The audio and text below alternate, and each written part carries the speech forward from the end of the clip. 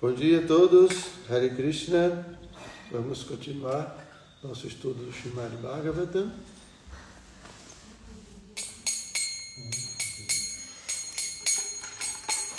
Jaya Radha Madhava Kunja Bihari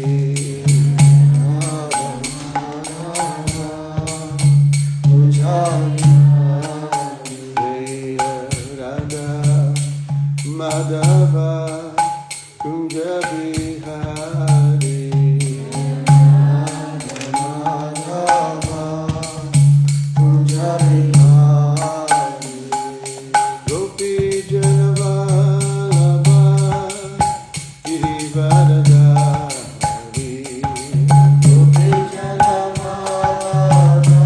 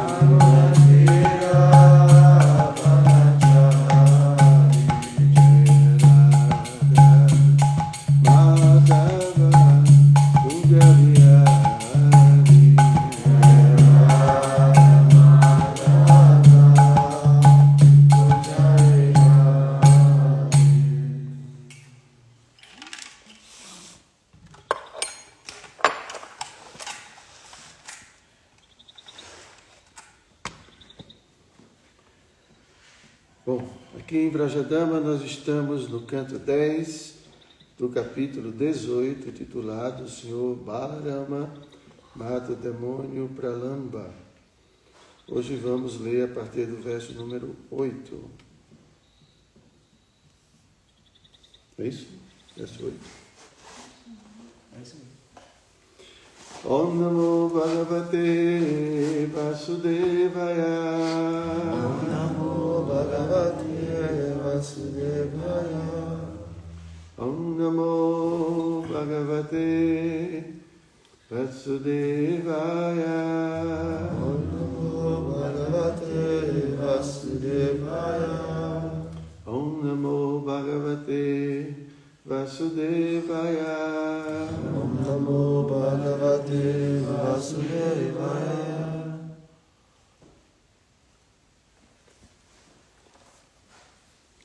Kridishamanasta Krishno Bhagavam Bala Samyutaha Venum Viranayam Gopai Godhanai Samvrito Vishat. A tradução de cada palavra. Kridishyamanaha, tensionando brincar.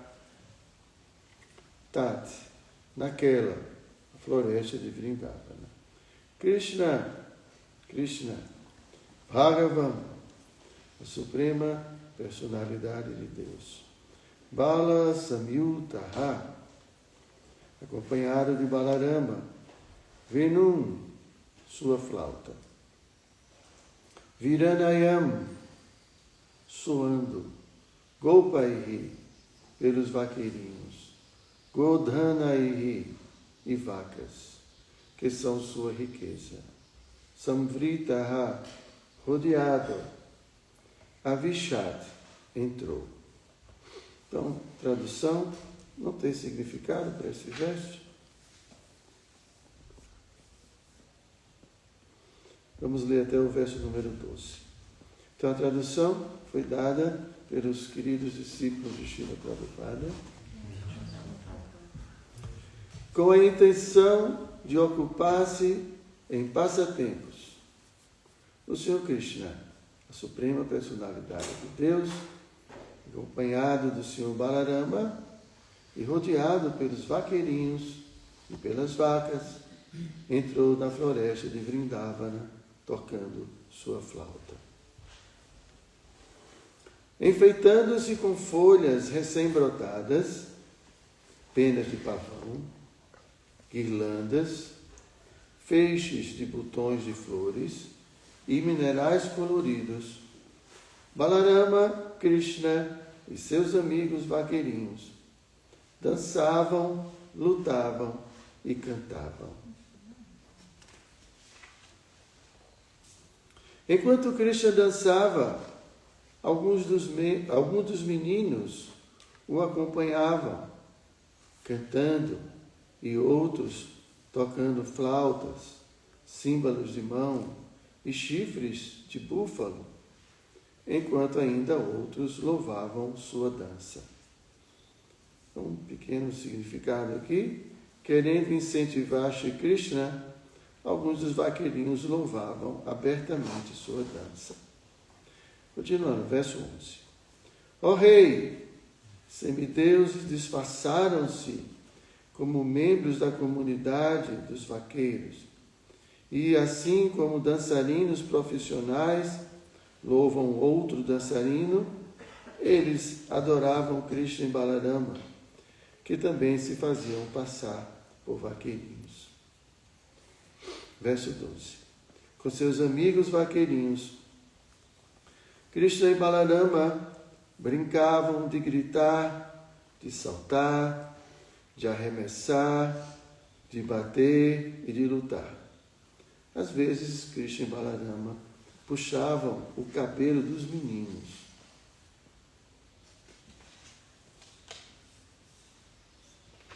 Então vamos para um significado. Os acharyas explicaram este verso da seguinte maneira. A palavra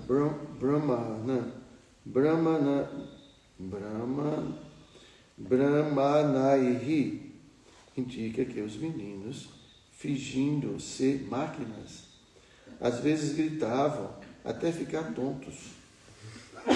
Também às vezes ficavam saltando.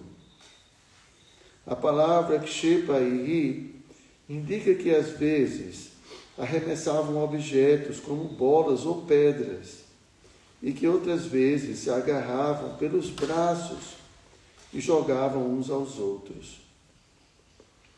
Aspotana quer dizer que algumas vezes davam tapas nos ombros ou nas costas uns dos outros. E Vikashanaihi indica que arrastavam uns aos outros no meio da brincadeira. A palavra Nyudhena indica luta de braço e outros tipos de luta amigável. E a palavra Kaka Paksha Dharo quer dizer que Krishna e Balarama às vezes agarravam o cabelo dos outros meninos numa atitude brincalhona.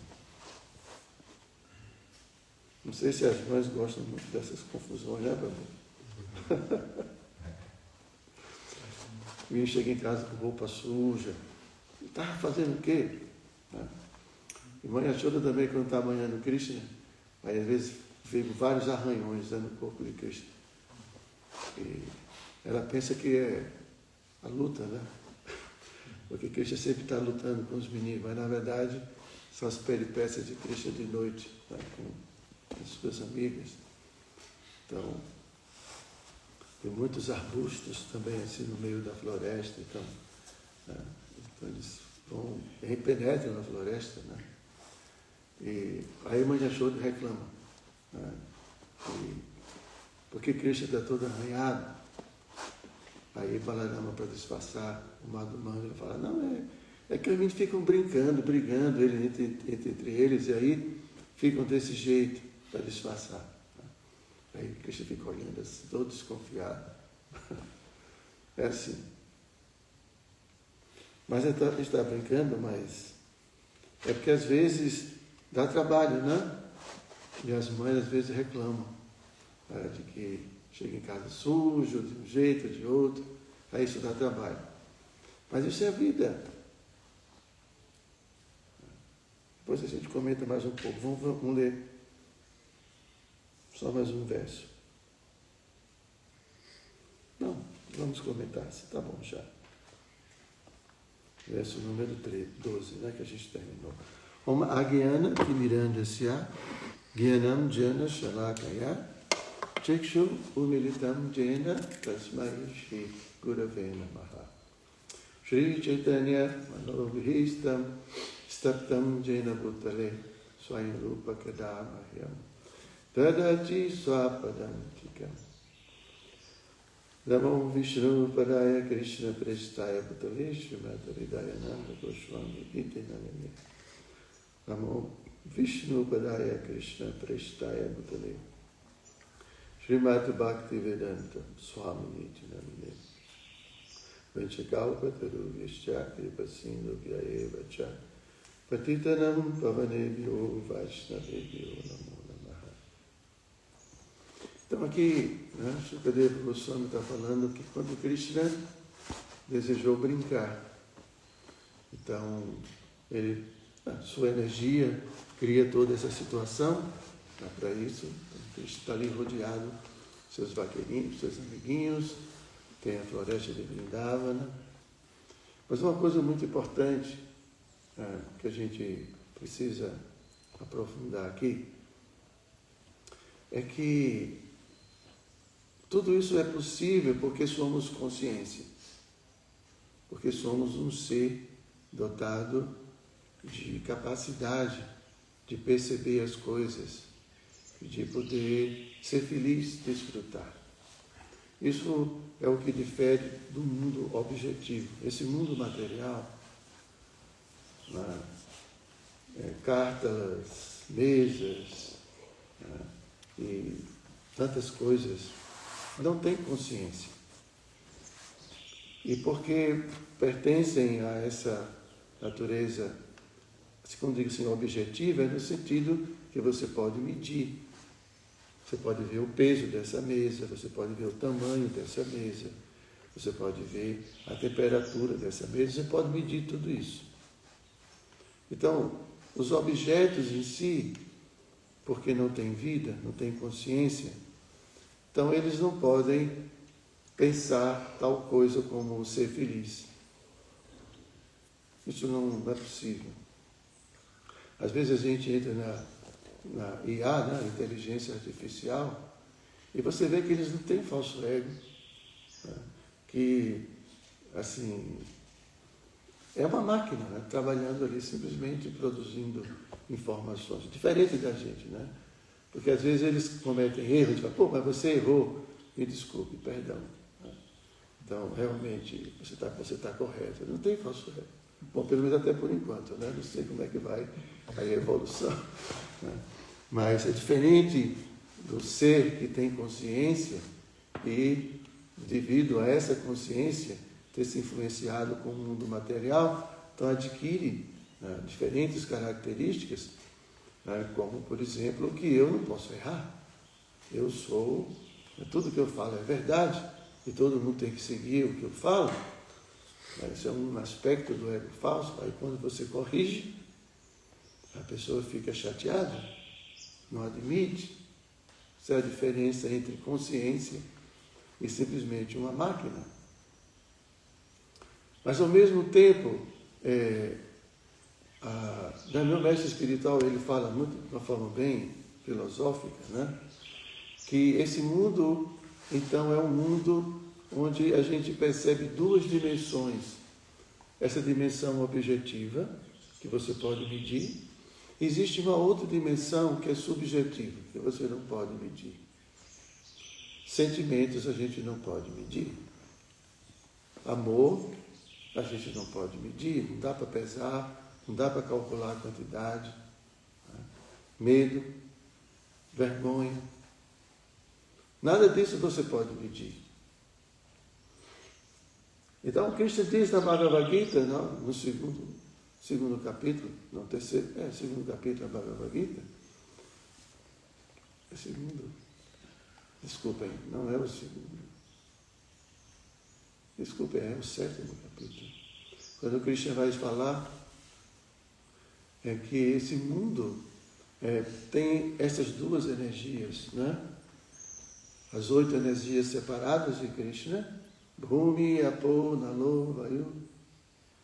E, por fim, tem a outra energia, que é a alma espiritual, que está controlando entre aspas, essa energia, que somos nós, consciência. Então, esse mundo material, com todos esses objetos e tudo, só tem sentido porque existem seres que têm consciência e que podem, então, usufruir dessas coisas. Podem ser felizes, podem sofrer, podem sentir muitas coisas. Imagine um carro. Para que serve um carro?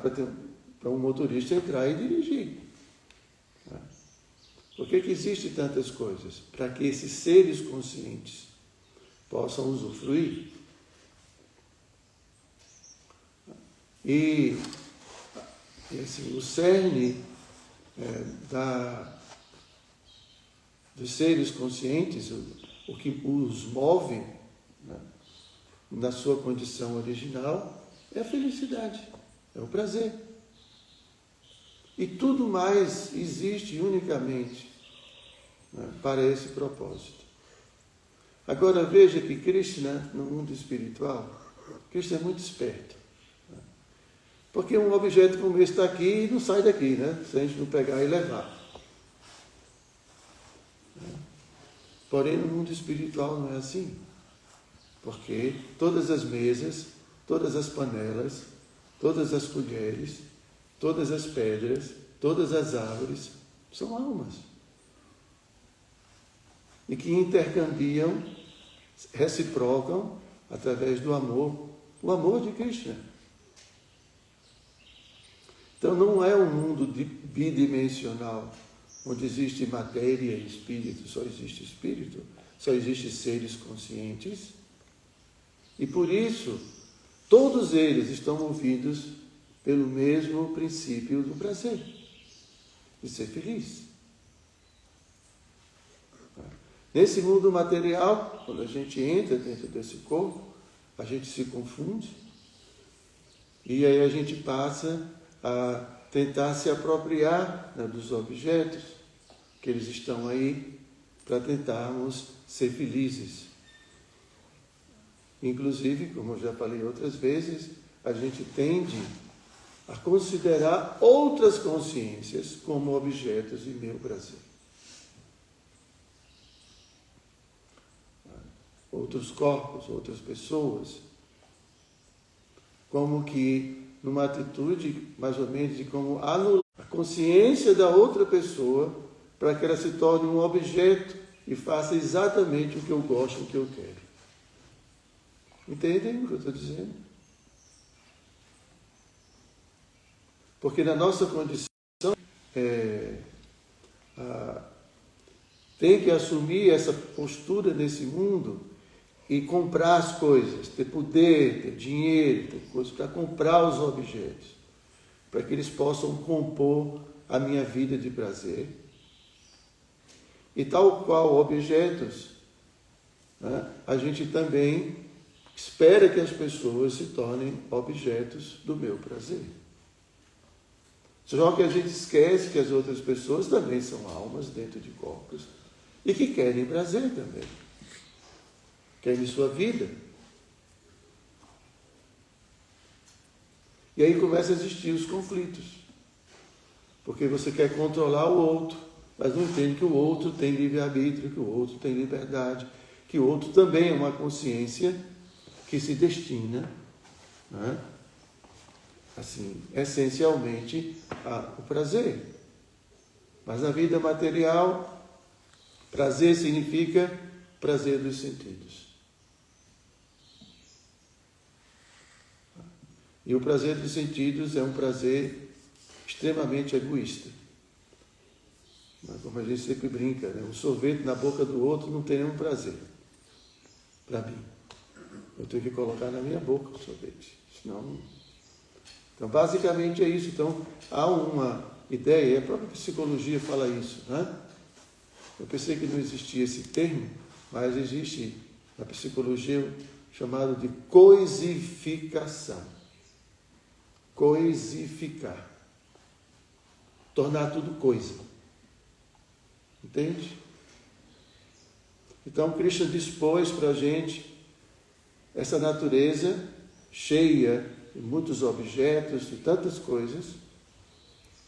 E então, né, a gente começa a se envolver com esses objetos. Tá?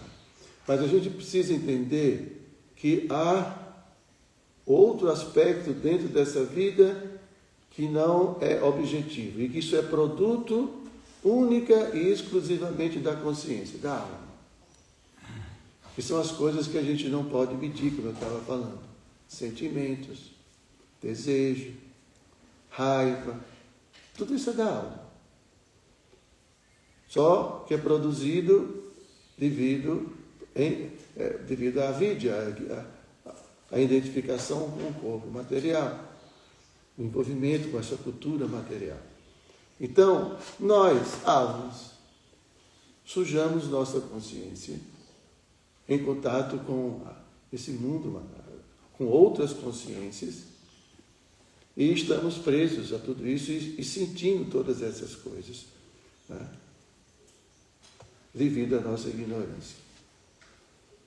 Então, daqui a pouco, bom, vamos contextualizar aqui. Então, Krishna está desfrutando, né? Só que Krishna não é egoísta. Krishna, ele quer dar prazer aos seus devotos. Então, a vida de Krishna, a vida da consciência do seu estado puro, é simplesmente amor.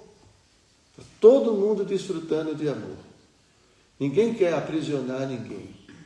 Ninguém quer coisificar nada. Ninguém quer tornar o outro objeto de seu prazer. É justamente o contrário. Todo mundo está querendo dar prazer uns aos outros. E Krishna é a pessoa mais esperta em fazer isso. Apesar dele ser o centro de toda a existência, ele faz questão de, no seu reino, existir uma energia que vai tornar todo mundo igual. Se num sentido, né? Não todo mundo igual, mas inclusive pessoas superiores a ele mesmo. Né? Porque Krishna prefere essa possibilidade de intimidade, de poder brincar, de poder sentir, né, a reação do outro puxando o cabelo, o outro rindo, brincando. Essa coisa é viver. E Krishna se submete a tudo isso, se submete aqui entre aspas, né, porque é a própria energia dele que cria todas essas situações, como ter um pai e uma mãe, que não são realmente pai e mãe, ontologicamente falando, porque Nanda Maharaj e Mãe Yashoda são expansões de Krishna. Mas Krishna quer sentir o prazer de ser abraçado por Mãe Yashoda, de ser colocado no colo, de sentir esse carinho, esse afeto. Krishna quer sentir essas coisas, porque a consciência é assim. A consciência possui essa energia, né? Ladini Shakti, que, de acordo com os acharyas, é a energia mais importante. Ladini Shakti. Porque dá sentido à vida. Todas essas relações acontecem, né, para enriquecer a vida de Krishna. Então aqui tem todo o cenário Vrindavana, as vaquinhas, né? Tudo, né? São consciências movidas pelo amor, movidas pelo desejo de dar prazer. Porém, a condição de nossa consciência, nesse momento, né? Pelo menos a minha consciência, né? Não sei de vocês, de cada um, né? Ainda está afetada pela experiência material. E a vida é uma oportunidade para a gente corrigir isso. Não tem outro propósito. A gente vai perder esse corpo daqui a pouco e a gente vai levar, né, para a dimensão próxima, dependendo da nossa condição. Talvez a gente possa alcançar uma coisa lá para cima, outras podem ficar aqui dependendo muito do seu estado de consciência, como Krishna diz na Bhagavad Gita. De acordo com o seu bhava, de acordo com os seus sentimentos, de acordo com o seu envolvimento com esse mundo, a sua próxima existência, né, vai decorrer de tudo isso. Então, em geral, né, vamos considerar que somos almas condicionadas ainda não purificadas, vamos perder esse corpo e vamos provavelmente ficar ainda dentro dessa existência material, com essa mesma consciência. Consciência, né, resultado de nossa identificação corpórea, nossos apegos, nosso ego falso. Né? Algumas tradições falam que é tão parecido, né, depois que você abandona o corpo, a condição é tão parecida com a condição em corpo físico, né? Por quê? Porque você está preso ao corpo sutil. A alma, nós ainda vamos permanecer presos nessa mente, nessa inteligência e assim por diante. Todos esses elementos sutis ainda vão estar nos influenciando. Claro que vai haver alguma diferença, porque lá a gente vai saber que não morre, né? Porque não tem mais corpo. Né? Mas isso não importa, porque também a gente sabe aqui que não morre, como almas espirituais. A consciência vai estar lá, os apegos vão estar lá. Existem muitos relatos de como as almas, quando abandonam o corpo, não conseguem se desligar desse mundo físico. Ficam dentro de suas casas, ficam próximas dos entes queridos, ficam envolvidas com esse mundo. Por quê? Porque está coberto pela mesma mente, pela mesma inteligência.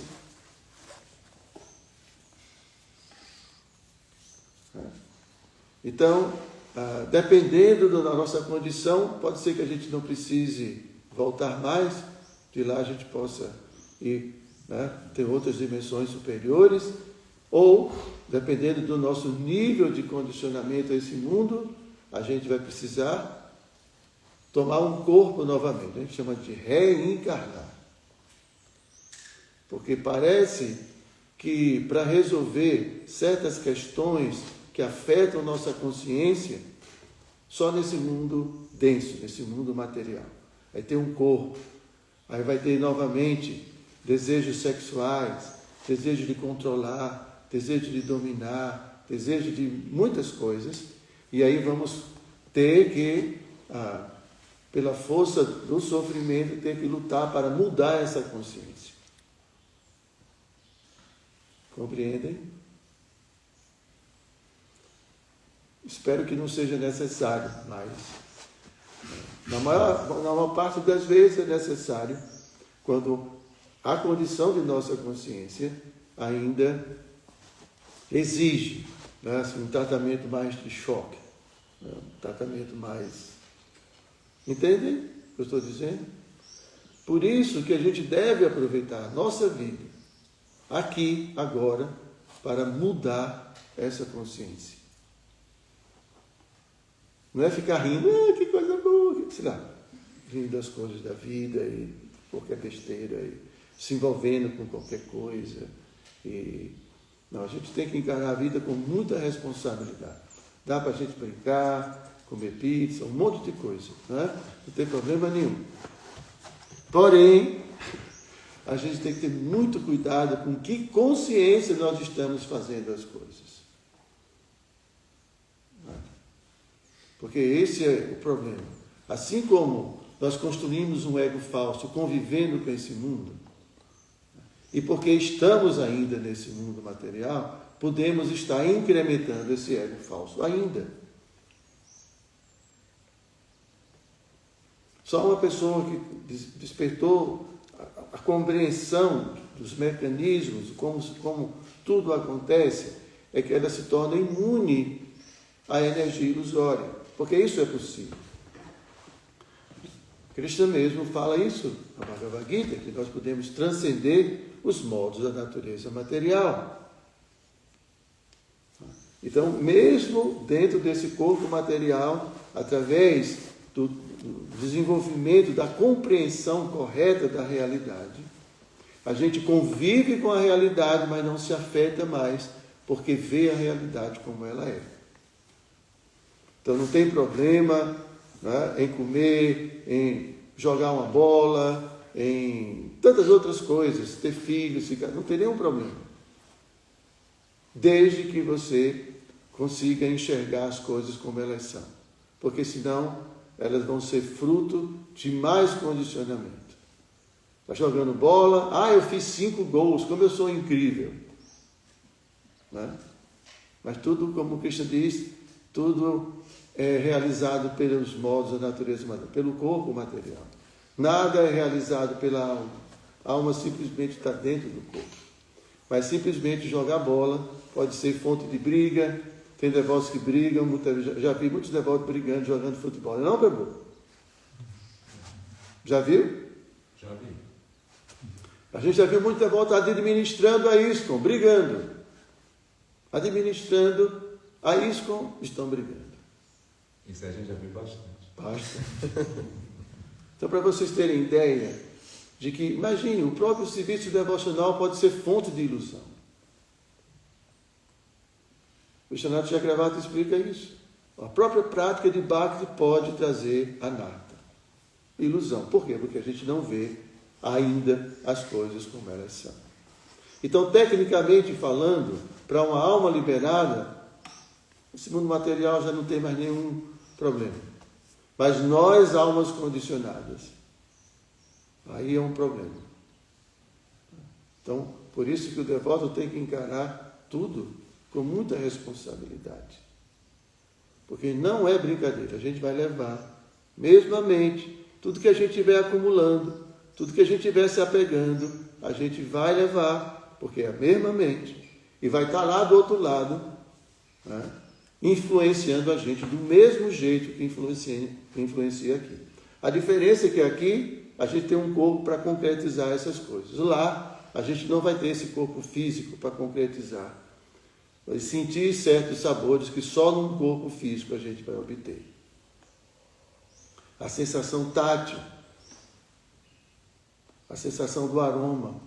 Eu estava estudando outro dia que, mesmo no corpo sutil, a gente tem os mesmos sentidos para a aquisição de conhecimento que para o trabalho, né? Os Gyanendriyas e os Karmendriyas, que são sutis.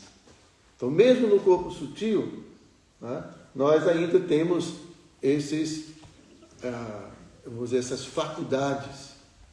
Porém, o apego o apego das experiências, de tomar um banho no mar, ou no Rio Negro, não vai ter lá em... Não sei onde a gente... Para onde a gente vai, eu não sei. Entende? Então, por isso que a gente chama de fantasma, né? Eles ficam por aqui, porque estão muito apegados, mas não tem um corpo. Eles querem ficar juntinho da gente, induzindo a gente a fazer certas coisas que eles gostavam e que não podem mais fazer e precisam de um corpo para isso. Aí fica, vai lá, olha aqui, veja isso, cria situações. Então, o que se envolve com drogas, promiscuidade, todas essas coisas, não só se torna vítima de suas memórias, mas se torna vítima também daqueles que são muito apegados a isso e que não tem mais um corpo. Isso é encarar a vida com seriedade. Mudar a consciência, não é mudar a roupa, é mudar a consciência. Trabalhar para mudar a consciência. Isso faz bem a mim, isso é favorável a eu, a alma espiritual então eu vou fazer. Não é favorável, então eu não vou fazer. Eu não quero levar essa mentalidade para mais vidas para frente. Eu quero resolver isso agora, nessa vida. Se não conseguir, paciência, a gente vai para outra, mas pelo menos fez o máximo que pôde para nessa vida conseguir. Porque já é um trabalho bem grande. Tá bem? Então, Krishna, ele fez o mundo dele desse jeito.